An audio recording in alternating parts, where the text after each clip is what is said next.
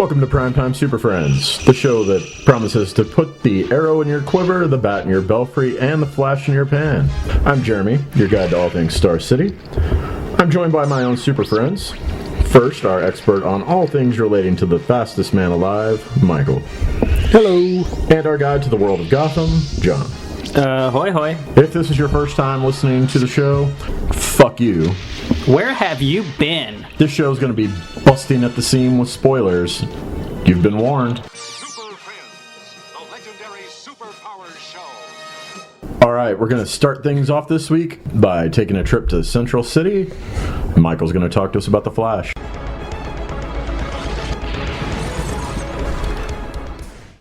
All right, so we started off the episode this week with Barry running around town trying to put a stop to the Royal Flush Gang, which, did that come up in Arrow or something before? Yes. Because, okay, it seemed I like... was wondering if you guys caught that. It seemed real nonchalantly when they said it, and I was like, with it being the Royal Flush Gang... Well, it was so passive, too. Yeah. Like, I mean, it was just real quick, and it was over. And there were 4 of them on Arrow. There were 3 on the Flash because one of them fucking died on Arrow. Oh, did they? Yep. Okay.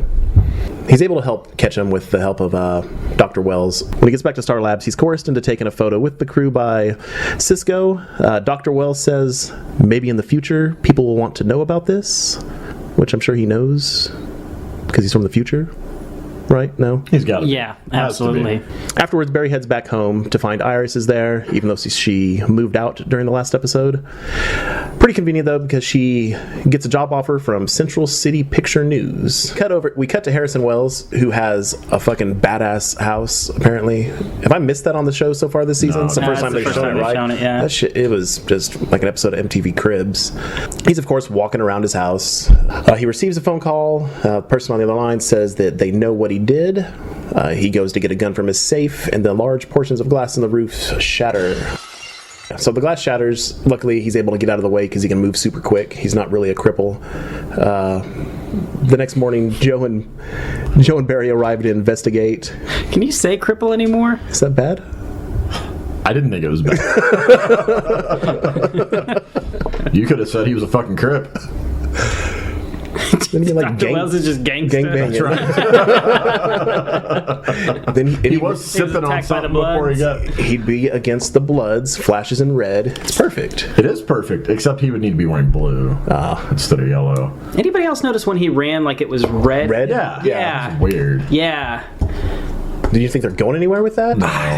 They have to, right? Like, everybody reads everything into everything. Yeah. So, I think that was just lazy. I guess we'll see. If that turns out to be lazy, I'm going to be really disappointed because the show's been pretty on top of things so far.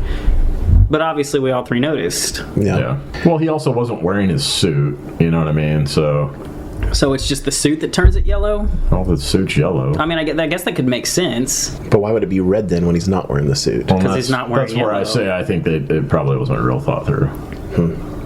Like when John pointed out the tree decorating and he's running around and it's a blur. Okay, yeah, that's touche. The next morning, Joe and Barry arrive to investigate, which Wells has written off as some teenagers pranking him, saying that some people don't think he's suffered enough, of course, for the accident that happened a year ago.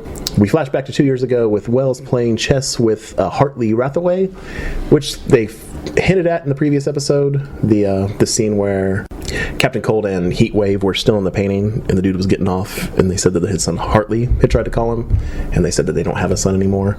So that was Hartley's parents that they stole the painting from. I did not catch that. I forgot to talk. Neither, yeah. Yeah, because they called her Miss Rathaway, and then he said Hartley. Huh. Okay, so the flashback. Cisco enters ready for it's his first day on the job.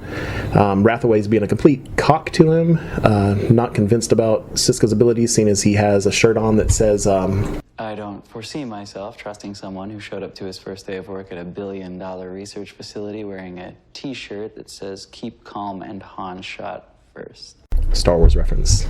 Makes me like Cisco even more. But Rathaway turned out to seem like a pretty big prick in that scene. Back at Dr. Wells' house, Barry puts all the broken glass back together super quickly and figures out that there's no point of impact. And we start seeing Joe going back to being pretty suspicious of Dr. Wells again. Wells reveals to Barry and the rest of them that Hartley is the one responsible, and Barry promises not to let any of them get hurt by him. Back to 2 years ago, Hartley tries to stump Cisco with a bunch of nerdy science shit, but Cisco passes the test. Iris arrives for her first day on her new job, where she meets with another douchebag in the episode, a guy by the name of Mason, and tries her best to pitch a story during a meeting, only pretty much to find out that the only thing they give a fuck about her is the Flash and her blog. She might as well not even be a journalist. Those judgmental pricks. Yeah, they should leave Lois Lane alone. I can't be your Superman. Over at the police department, Barry explains that sound vibration and sonic technology to Joe. Yeah, explains sound vibration to Joe, who reveals he's suspicious about Wells. Barry can't seem to figure out why. Eddie enters and reveals that Rathaway Industries is under attack by its lost son. Barry runs over there again in a flash, starts fighting with Hartley, is able to take off his what looked like a fancy Nintendo Power Glove to me. Sure did. Yes, yeah. Able to rip them off of Hartley and take him into custody, and we get a little tease from Hartley saying that he knows Harrison Wells' secret. You skipped over this. I enjoyed the fact that Cisco called him a dick. What she means is he was mostly a jerk, but every once in a while, he could be a dick. Oh yeah, that was fucking hilarious. Yeah. Because he is. And he's gay. Oh. So he is what he eats. I was going to ask you, you are what you eat? You don't know that he gobbles. He might be like a pitcher. But it's funnier. Oh. You are what you slowly lick and let it explode in your mouth. That shit is gross. Barry brings Rathaway back to Star Labs, where they prepare to put him in one of the containment pods. Rathaway he tells him good job on it, assumes that it was Harrison Wells that did it, but of course Cisco lets him know that he was the brains behind it. The room detects that there's two metal devices in Hartley's ears, which he explains that he needs because of the explosion it fucked with him, so he lets him leave the special hearing aids in. Wells comes down to talk to Hartley, who reveals that he tracked the Flash to his location. Actually, it's pretty cool the way that he found out that Star Labs was with the Flash. The fact that every time he left a scene of a crime, he always ran back to the general direction of Star Labs. I thought that was pretty cool. Yeah. I thought it was a little jacked up. You know, they've shown these cells that they keep them in on a few episodes now, but this one kind of made me feel like definitively these people don't even have a bed. Like, they're pretty. I mean, they're in a room and they have to sleep on the floor. It looks like they don't have a bathroom. It's not a very functional place to keep people. They're not people. I'm just saying. They're metahumans. Cisco have to go in once a week and like sweep out the poop or something, or they just make them live in it. It's like a high-tech Guantanamo Bay. Iris returns back to her new job, where she's given another Flash assignment because, once again, you're not a real journalist. Talk about the Flash. She tries to play nice with Mason again, who pretty much tells her she's just a blogger. His mom blogs, so you're no better than my mom. Dear mama. That dude doesn't like his mom. Right. So back at Star Labs, Cisco is playing with Hathaway's sound gauntlet power gloves. Hathaway. Sorry, I was thinking Hathaway, and then never mind. Let the man talk. Sorry. Where he learns he had them on their absolute lowest setting. And of course, like any other type of villain in any movie, you find out that Hartley did it on purpose, probably had it on the lowest setting, so he could get caught. At this point, Hartley breaks out of his cell with his hearing aids. They were little bombs that he had inside of his head, which is pretty fucking ballsy. I guess unless you're super smart and you know they're not going to blow up inside your head, but I still think I would have second thoughts on that. It was also really gross to watch him pull that outside of his ear. that made my ear canal hurt. Just thinking about it or seeing it. I just thought Suicide Squad too. Oh yeah. Mm-hmm. Because the way he pulled it out, it seems like it would have been super fucking painful when he was putting it in. It looked like having a giant thumbtack in your ear. Yeah. Oh fuck. Just got like a glob of earwax on it. Ew. So he breaks out of his cell with his super bomb hearing aids, and Dr. Wells runs out of his chair, all reverse Flash-like. But for some reason, his power fails and he falls to the ground. Do you have any theories on that? Well, I mean, of course we'll get to the ending. Yeah, it's something to do with the Speed Force. Barry tries to make it back to Star Labs in time, but Hartley's already escaped took his power gloves with him. We have another flashback to when Dr. Wells fires Rathaway from Star Labs and threatened to have him blacklisted if he speaks a word of what he knows to the world. Dr. Wells calls a press conference at the police department where he reveals he knew that the particle accelerator would fail, tells him that he failed the city, and he says... Which I heard fucking Arrow. I think everybody had to, right? Yeah, if you watch it was probably deliberate. He admits that he was warned beforehand while everybody watches on TV. We do get a glimpse of Hartley watching it as he's also going through Star Lab's secrets that he stole. Wells then asks if anybody has any questions, to which that douchebag Mason that Iris now works with asks him a question, or asks him if he plans on rebuilding the particle accelerator. Wells blows him off and then asks Iris if she has a question, and she steps up and says that he didn't answer her colleague's question and asks him again, do you plan on rebuilding the accelerator? His answer is, of course not, and that's it. Yeah, but that seemed like a, yeah, bitch, I do. But I'm going to say I don't. I got one under my house. Yeah. Wells arrives back at Star Labs where he and Cisco have a talk about why he hired him to star before he reveals that he never had a favorite employee, even though Hartley was going around telling everybody he was the chosen one. Anyway, at this time, Hartley hacks into the building's speakers and reveals that he wants to fight the Flash again, where he's currently at a toll booth on a nearby dam and begins going all crazy with throwing cars off of the edge. Barry arrives just in time to pull one of the women out of her car before it explodes at the bottom. He does this a few more times just before... Yeah, Hartley's throwing a few more cars over and Barry's flashing around saving all these people. But of course, it was a trap. It's a trap! It turns out that the information that Hartley stole from Star Labs was actually Barry's own vibration frequency, which he uses to rip Barry apart from the inside.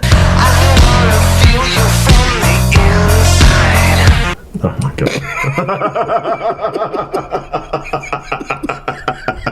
That could not sound more sexual.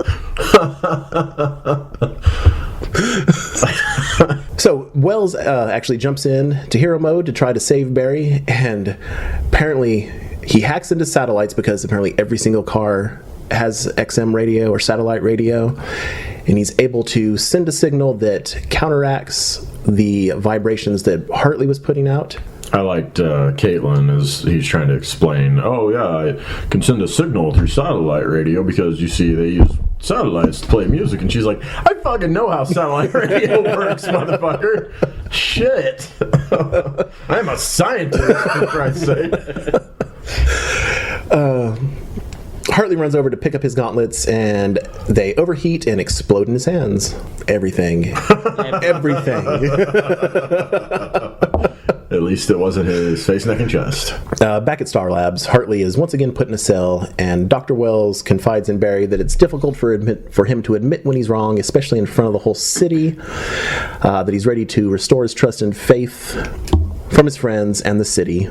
Barry then tells him that he trusts him again, gives him a photo that they took at the start of the episode.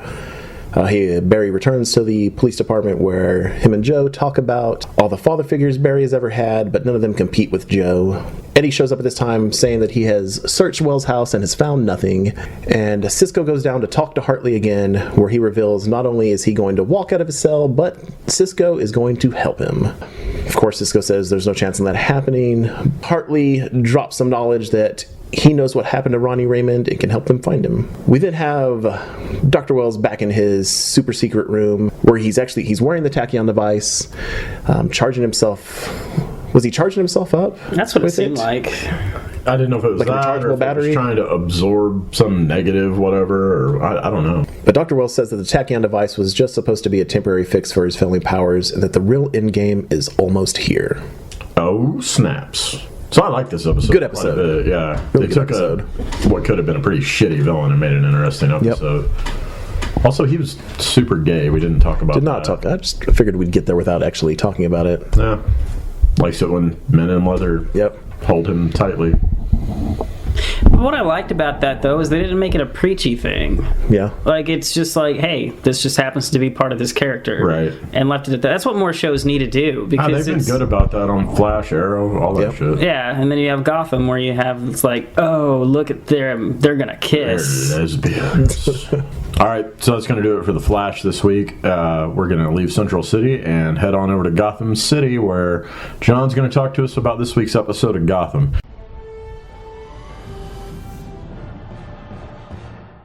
So I'm just going to sum this up real quick, and we can kind of discuss what's worth discussing. Shit all over it. Yeah, I mean, like, I wasn't going to get into it yet, but I know we've crapped all over this show a lot, but literally there were moments in this show this week, and I think it's because I have to cover it, so I do have to pay attention.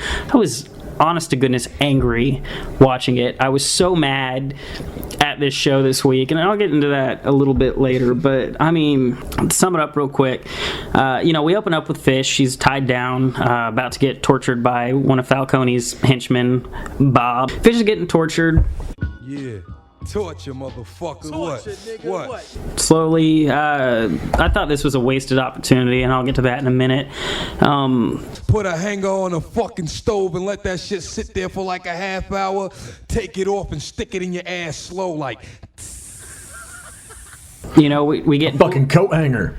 Sorry. Bullock's story this week started as he's introduced to character Flass, who is a narcotics investigator for Gotham PD. They're investigating the murder of a seeming drug dealer, and there's a witness to the case who is a janitor at the site that they're at.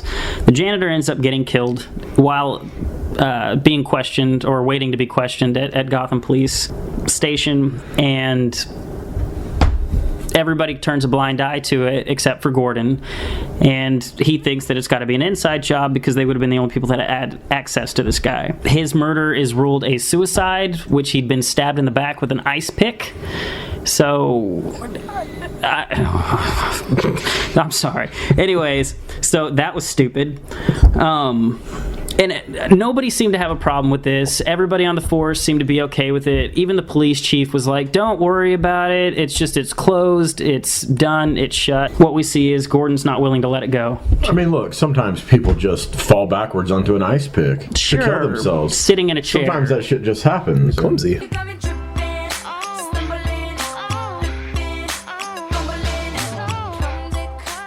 I can't remember his name right now.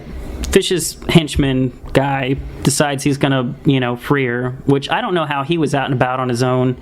Anyways, I might have how he tracked her down so fucking easily and quickly. Right, without getting caught himself. But he comes in, beats the shit out of Bob, which that scene was pretty cool because it looked like he was actually laying into him pretty hard. He frees Fish. And my problem with this was, you would think that for Fish's character, someone they're trying to give some longevity to, that they would have made her seem a little more resilient in this situation. Like, oh shit, that's how she got to where she is. But no, it's, she gets saved by old dude. The torture was just borderline sexual. Yeah, it was. She was fucking getting into almost into it. Yeah, Everything with her is like that. Yeah, and it's horrible. it was a wasted opportunity to actually give some depth to the character, and they just or to kill it off. This show's just not good at that. Kill that bitch. Or torture and make it look super fucking painful. Yeah. I want to see Method Man in there fucking her up. That's what I'm saying. That would have been a really cool cameo. Yeah, well, God, they could have done that.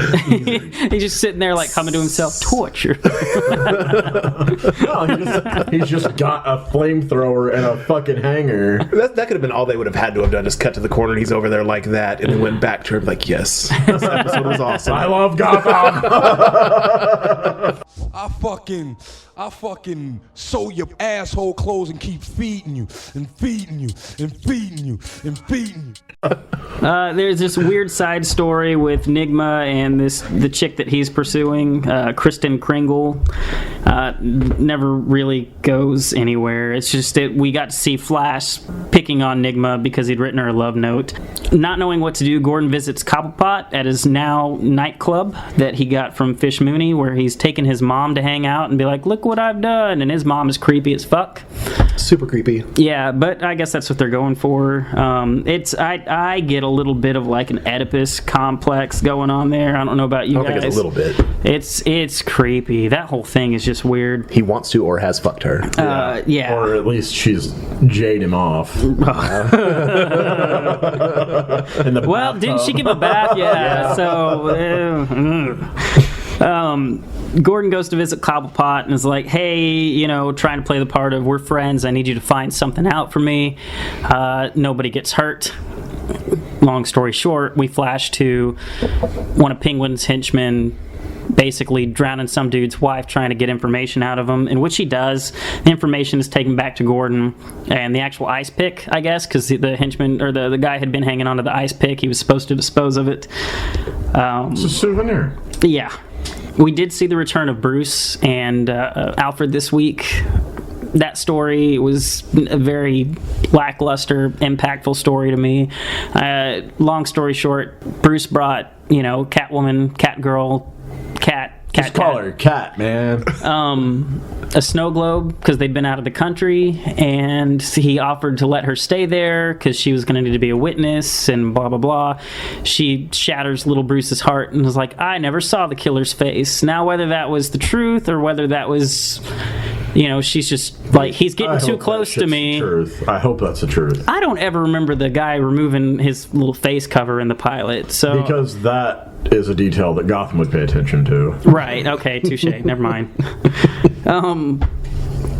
So I don't know, I guess we'll see where that's going. But Bruce throws a temper tantrum, breaks the snow globe. After she's gone, Alfred basically comes in and is like, stop being a little bitch, get back to what you were doing. And Bruce finds his resolve and decides he's going to keep investigating his parents. And then a bat crashes through the window. I feel like all the progress they made with those two characters was just kind of like, remember this is going on, and then they moved on.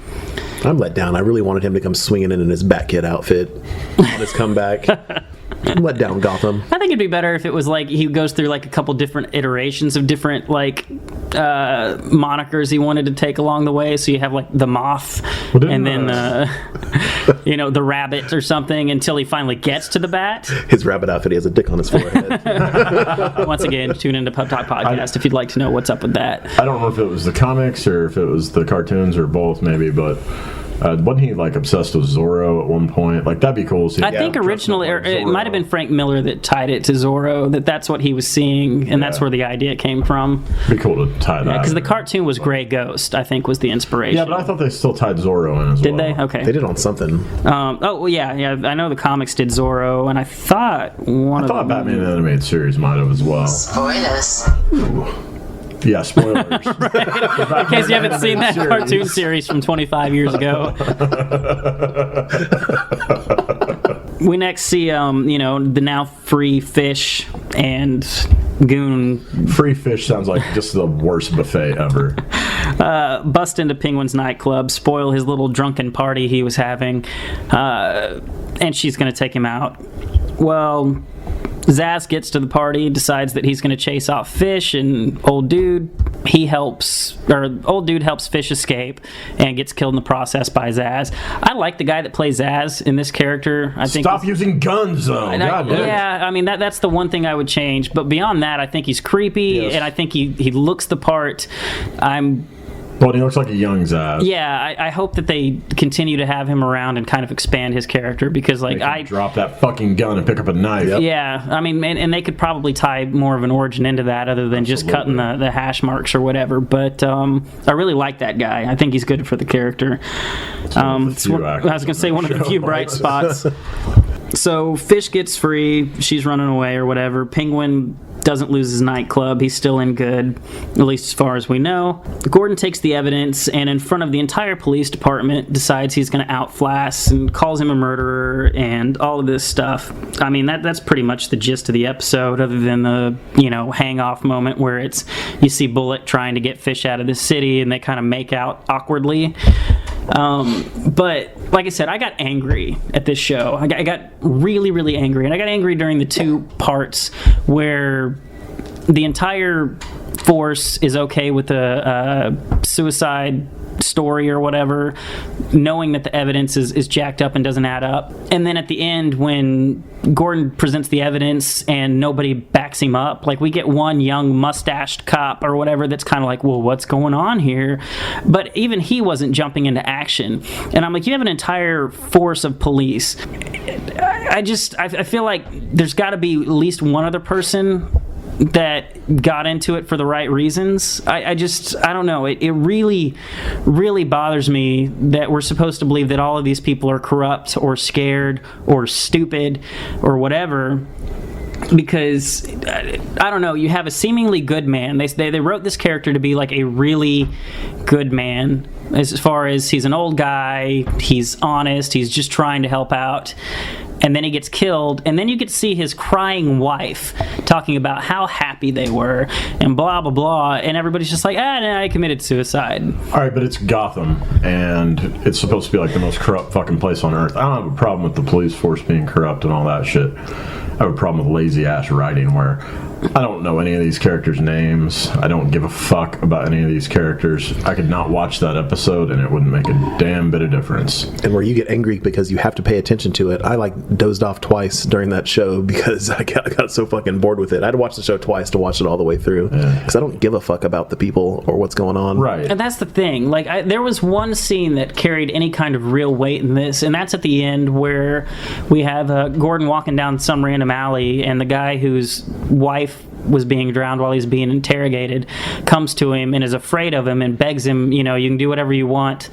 I'll never say anything. Just please keep my family out of it. And we get Gordon kind of like, oh man, I feel kind of like a douchebag now.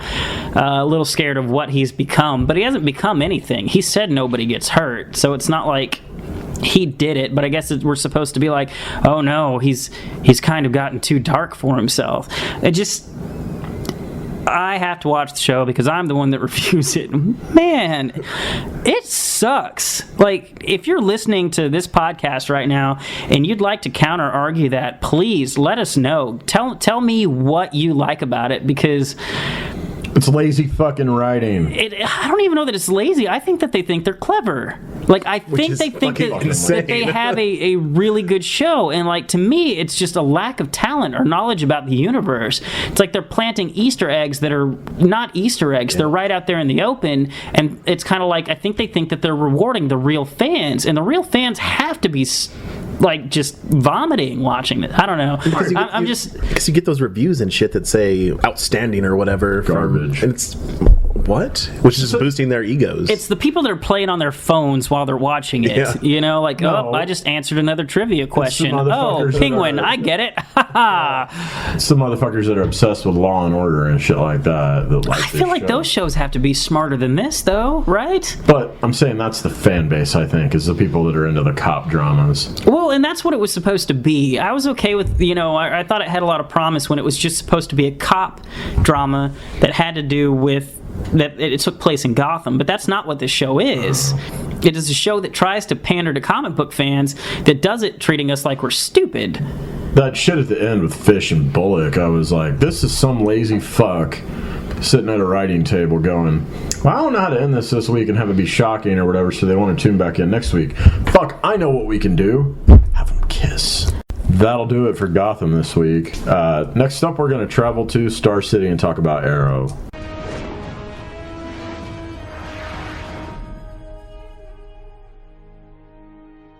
All right, so this week on Arrow, we started off with it was the scene from the last episode before the break with Oliver and Felicity talking about him going out to face Ra's al Ghul, except that there was a twist with Oliver basically saying, "Oh, you don't want me to go? Okay, I'll stay because I love you." And then they start making out, and he gets fucking stabbed through the chest and bleeds out his mouth whenever.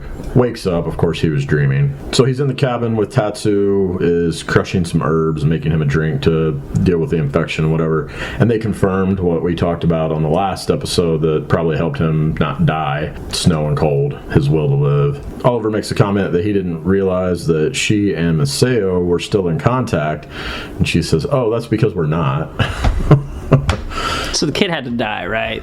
I'm assuming, yeah, because Maceo comes back in, there's a snowstorm going on, and Oliver's worried about him returning to Ra's al Ghul and basically him finding out that he saved Oliver, and Maceo's like, hey, motherfucker, you need to be worried about your city, not me. But yeah, the kid had to have died. Yeah. Back in Star City, we've got Laurel as the Canary. She's trying to stop it looked like it was probably a rape or a mugging about to happen. And I thought it was really fucking funny the way she was like carrying that big stick thing. She was almost like, I don't know, like she was going to jump rope or something the way she was walking. She just looks awkward. Yeah. And that might be intentional so that they can build it up to where she learns more and isn't as awkward, but it was funny looking. So she tries to stop this mugger, rapist, whatever he was, and she gets her arm cut by the knife he's wielding. Basically, it looks like she's probably going to get her ass killed until Roy comes in as Arsenal and intervenes, knocks the dude out, and basically says, "Hey, bitch, I think we need to have a conversation." Cut back to the Arrow Cave, and he's stitching up her wound, sewing up that arm pussy, and and this bitch who's supposed to be a fucking crime fighter reacts like she's just been punched in the face to getting stitches. This is gonna hurt a little. Just one more. Sorry, I warned you it was gonna hurt. You said a little. Yeah, well. Dig taught us how to suture. I guess Felicity got the hang of it quicker than I did. You said it would only hurt a little. Fucking pussy. Bitch, you got stabbed! Come on, like, didn't you think you might fucking get hurt when you're fighting crime? Jesus. Oliver got stabbed through the fucking chest and knocked off a cliff. He's not bitching about it. Right. Meanwhile, we've got the DJ guy, who I don't know if we've heard his name, but the guy that was DJing for the club that Thea's running. He's basically checking up on Thea and picking up his equipment, which he'll come back into play later in the episode. But after he leaves, we see Merlin shows up. Of course, at the end of last week's episode, he had told Thea they need to get the fuck out of Star City. So he shows up to check on how the packing's going. Of course, it's not. She says she is not going anywhere without him giving her an explanation, a thorough explanation of why the fuck they're leaving. He basically tells her that you can't handle the truth. And we see that Roy is watching all this go down. Meanwhile, we've got a meeting with the mayor of Star City, whose name I don't know. She wants a meeting with city officials, including, and for some reason, Laurel is a city official, I guess. I don't know. Captain Lance, Ray Palmer, and apparently Felicity's also a city official. Maybe she was there to assist. It kind of looked like the makings of a super awesome orgy. You're laughing. Like, Michael went there.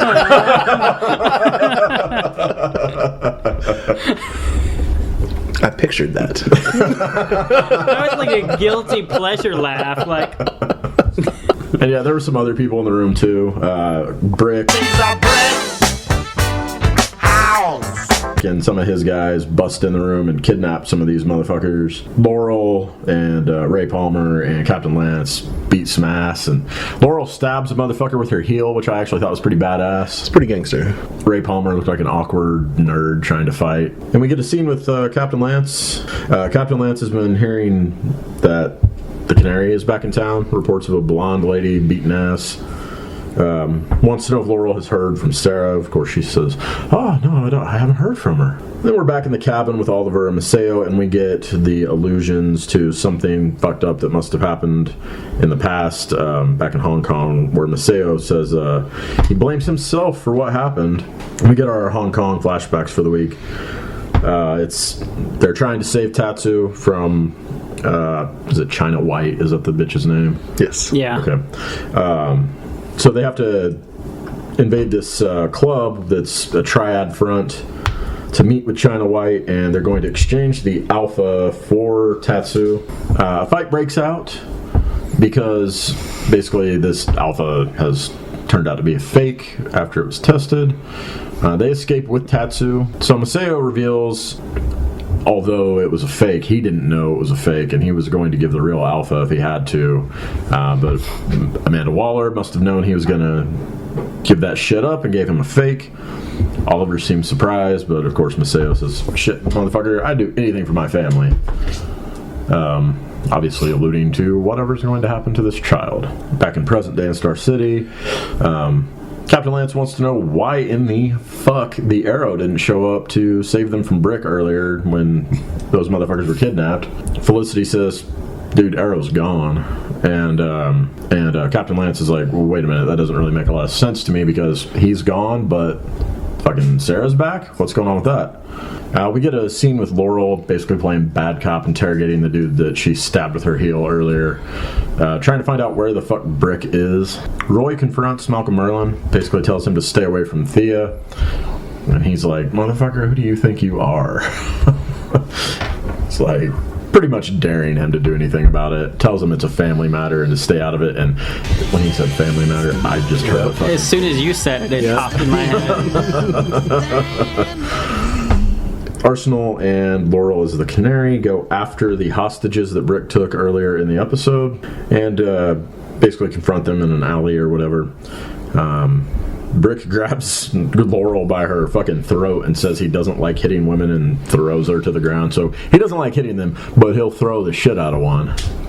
You're allowed to do that, right? Yeah. Brick this week was immensely better than last Absolutely. week. Oh, yeah. Like, I really liked his character this week because it wasn't just your average, head honcho of a gang or mob boss, whatever you want to call it. His dialogue was better. I just like the idea that he's like, I'm gonna come talk to all of you and tell you right now I'm going to take the city and there's not a damn thing you can do about it. Yeah, I think we talked about it last week. I like Vinnie Jones, so it was cool to see them work that character back around in a better way. So after he tosses Laurel to the ground, or Canary to the ground, Arsenal shoots Brick with an arrow as he's jumping into a van to escape. And basically, he has no reaction other than to pull the fucking arrow out, throw it down, and tell Arsenal, hey, bad choice, this one's on you, bitch, and fucking caps one of the hostages and dumps him out of the van right in front of Canary. Fucking loved that part. Yes. Yeah. Fucking loved it. So gangsta. Classic Vinnie Jones.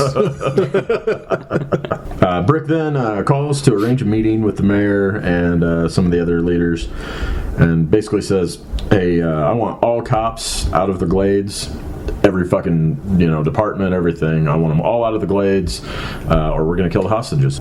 And we're going to put that shit all up on the TV. Felicity visits Laurel in the I guess the district attorney's office or whatever, and reveals that she knows that Laurel's going around as a canary. They have a little exchange about what they're fighting for, and don't fight for those that are dead, fight for those that are still alive. Back in the cabin, the League finds the cabin and confront Maceo, who says he was looking for Oliver's remains, but he found only tracks which led him to this cabin, but no one's there. But then the League sees Tatsu hiding and start to go after her. And Maceo fucking stabs these motherfuckers through the chest. I'm still weirded out that you can just show a sword being run through someone on fucking CW. And then later on we get Maceo basically cuts the side of his neck, and Oliver's like, what the fuck are you doing, man? And he says, hey, I didn't do that, you did, in a successful escape attempt. Back in the Arrow Cave, Diggle and Roy are having a toast to Oliver when Felicity and Laurel show back up, and in a weird ass scene, Laurel calls Captain Lance using Sarah's voice. Hello. Hi, Daddy. Sarah, where you been? I've been worried sick about you. I'm sorry. I'm here. Are you okay? Well, yeah, I've been better. I'm sure you have been too, but listen, why didn't you call me sooner, honey? It's complicated. How are you doing this? I fed recordings of Sarah's voice through a symbolic algorithm. Daddy, I'm sorry that I've been away, but I don't want you to worry about me. I'm fine. Fucking creepy? Anyone else? How do you not know your daughter's voices? You think you'd be able to tell? Well, but they were using some sort of computer program to make her sound like Sarah. Oh, I guess I'm thinking of the scene where he talked to her on the stairs or whatever. It's the same thing. She was using Sarah's voice. Okay, I guess maybe I didn't realize the difference. Yes, Jeremy, it was creepy. Okay. I thought it was creepy. She's using her dead sister's voice to talk to her dad, who doesn't know that she's dead. When you put it that way, that is creepy. That's pretty fucking weird. But anyway, she gets some information out of him that one of the hostages has a pacemaker, and then they put the dots together that they can use that to follow the GPS in the pacemaker and find out where the fuck these people are being held. That also makes it more fucked up later on when he does find out that she's dead. It's like, wait, but I talked to her. How could she have died back then? I acted like her. That's... Does anybody really else kind of feel like his role's been diminished this season quite a bit, though? Because I like that character, and I don't think it really dawned on me this week how much we haven't been seeing him. It's like he pops in for us to remember that he doesn't know anything, and he might have a heart attack at any second, and then he's gone again. Was he a more active member, of their... He was big time in the first few seasons. Yeah, well, because he was in pursuit of the Arrow for the most part. Especially the first season, yeah. Felicity goes and asks Ray Palmer if they can borrow his helicopter. I need the keys to your helicopter. How would you even fly it? I got that covered. Can you please just get me the keys now? I promise, I will not crash it.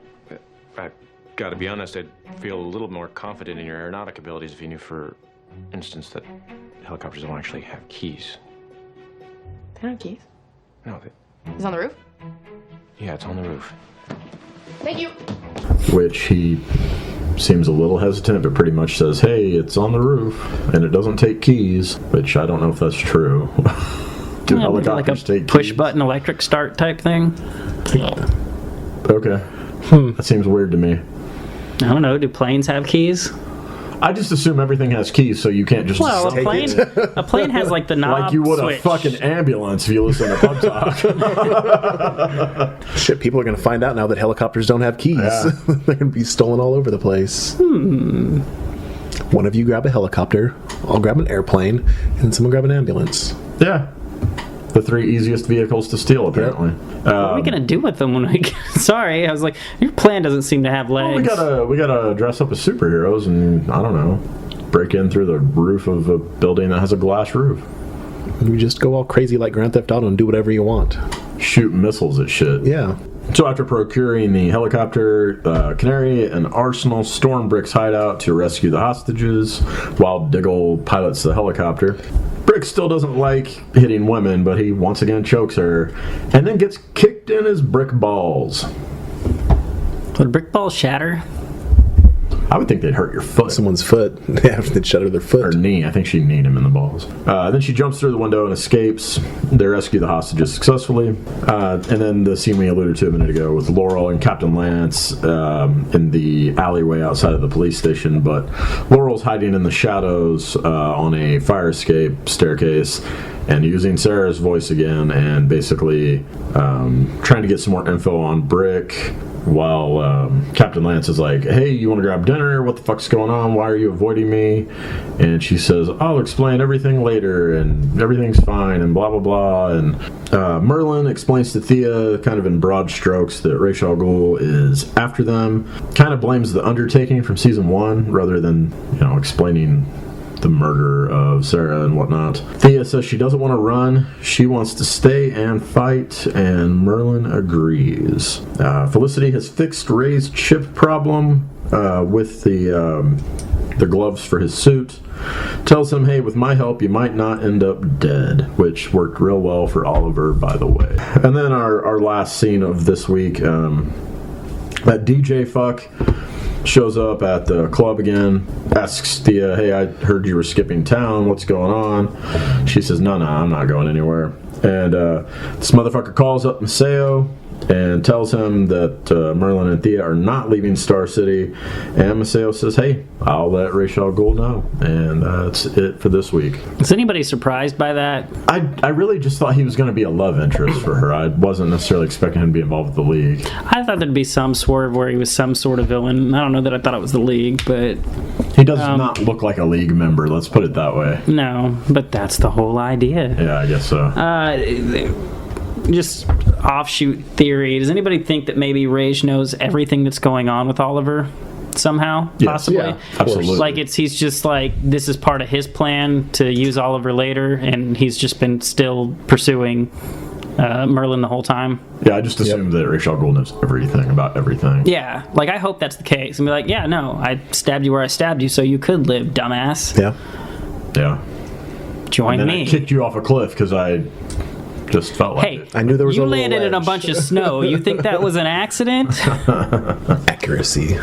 Yeah, I enjoyed this episode. I am happy Arrow will be back next week because I don't know how much longer they could go with barely having him in Without the episode. him? Yeah. But this week was a lot better than last week. They've done a good job, though. I mean, for taking your lead character away from the main stories going on. I mean, you got to give them credit for that. Oh, yeah. It's, yeah, it was a good episode. I enjoyed it. I want her to fill her suit out a little bit more. Red beans and rice didn't miss her. Yeah. Every time I see her. Canary. Yeah. Yeah, because, man, yeah, her sister. had curves in the right ways. Let's just put it that way. Aside from that, though, she just doesn't look like she. I mean, she's not intimidating at all. Nope. And I don't feel like anybody that she would encounter in a back alley somewhere would be that intimidated either. She looks like you could snap her in half. Yep. Yeah, and we need more of the bitch that stabs a motherfucker with her heel, and less of the chick that gets her fucking arm cut. And I get that they're probably developing all right. It's a slow burn progression, more than likely, but still, it's just you need. I don't know. There needs to be more inklings that she's going to be able to defend herself. Right. Because when Oliver gets back, you think he's going to be okay with it, or is he going to be like, cut that shit out? Give her a high five. Let's go fight crime together, bitch. No, he's going to fucking ream her. Maybe literally. That's you got a pass. I can't be with Felicity, but I can lick this bitch's butthole. No,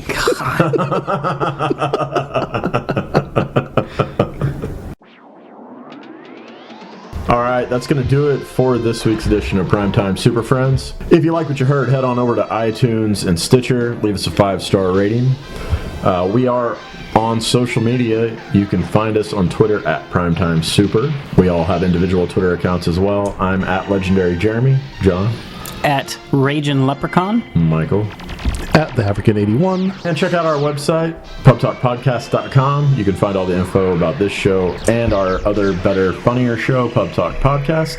Check them both out. We're funny motherfuckers. Just saying. If you have any ideas, questions, comments, naked pictures to send us, primetimesuperfriends@gmail.com. And that's going to do it for this week. So until next time, stay super, bitches. Na-na-na-na-na-na-na. See ya. Titty fuck. Won't be getting that out of Black Canary. No. You said Speed Force, and then it went to The Force, and then it became Jedi mind fucking in my head again. I just hear lightsabers, which sound a lot like vibrators, so. Is that what vibrators sound like? You've never heard of vibrator?